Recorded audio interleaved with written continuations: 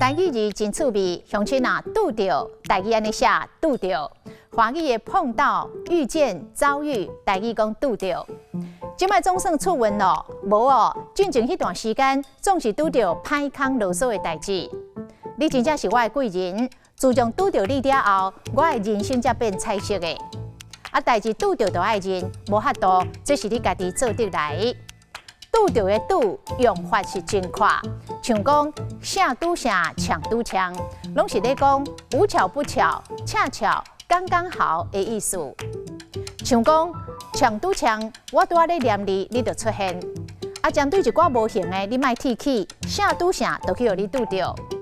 啊，若硬拄硬是硬碰硬，你两人硬拄硬，拢无要让步，安尼代志无解。过来。你拄好就好，莫离啊晒太。实在真无拄好，伊才拄走。他拄啊，因两人伫咧路口相拄。继续来讲拄，这张树啊，爱用柴箍拄咧，才袂倒去。